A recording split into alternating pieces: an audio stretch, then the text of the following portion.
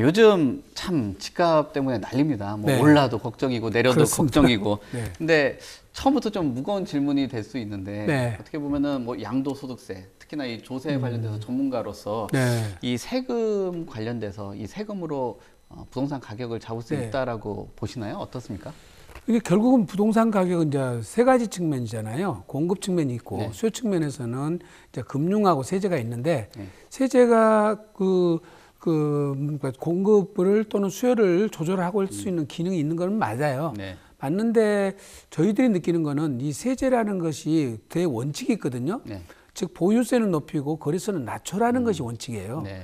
그런데 이제 정부에서 주택 가격 자체가 안 잡히다 보니까 너무 여러 가지를 다 같이 한꺼번에 썼는데 가장 잘못 쓴 부분이 다주택자 중과세는 뭐 저 세금을 무겁게 해서 수요를 억제하는 측면이거든요. 네. 사지 말라게 해서 다주택자를 중과세하는 거거든요.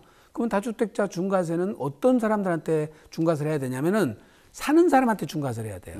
네. 네. 그런데 우리 세제는 어떻게 되냐면 파는 사람한테 중과세를 했거든요. 그런 어떤 논리가 나오냐면 결국은 공급 자체를 막아버리는 결과가 왔으니까 그럼 어떤 일이 벌어집니까? 수요 공급 균형이 깨져버리는 거죠. 네. 공급이 부족해버리니까 결국 매물 잠금 현상이 생겨버리고 가격 급등 현상이 생겨버렸던 겁니다. 그래서 계속 최고가를 막 찍게 되는 거잖아요. 네. 그래서 세제를 조금 그런 부분이 좀 법리에 맞지 않게 운영을 했다. 예, 그래서 지금 저 실수요 목적으로 취득을 하라고 해서 그 1세대 주택 비과세 규정 같은 경우는 새로 취득하는 주택에 대해서 2년 거주 요건을 충족한 거거든요. 네. 파는 것에 한 게 아니었단 말이에요. 이제 그런 논리예요. 그러니까 사는 것에 중과세를 해야지 파는 것에 중과세 해버리면은 공급의 균형이 깨져버린다는 거죠. 그래서 그 세제를 처음부터 바꿨어야 되는데 안 바꾸고 계속 강화를 시켰잖아요. 네. 2021년도 6월 1일부터는 심지어 20% 30% 해서 가산을 하다 보니까 최고 세율이 82.5%가 됐는데 네. 결국 무슨 얘기입니까? 부동산을 팔지 말라는 뜻이지 않습니까? 그럼 매물이 자체가 안 나와본 거니까 극단적인 상태까지 갔던 것이죠. 네. 물론 그게 뭐 세제 자체만 꼭 그랬다고 볼 수는 없지만 네.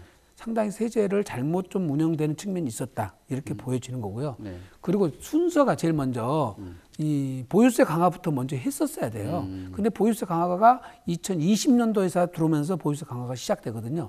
그러니까 이미 카드 쓰는 순서가 다 바뀌었다는 것이죠. 보유세 강화부터 시작하고 그다음에 거래세는 낮추고 오히려 양도세는 낮췄어야 되는데 네. 강화시켜버리고 취득세도 중과세를 했는데 취득세 중과세 측면에서는 수요를 억제하는 측면이 있기 때문에 네. 그거는 쓰기는 잘 썼다고 보여져요. 근데 물론 너무 과했다 이렇게 평가를 한 것 같습니다. 네. 네.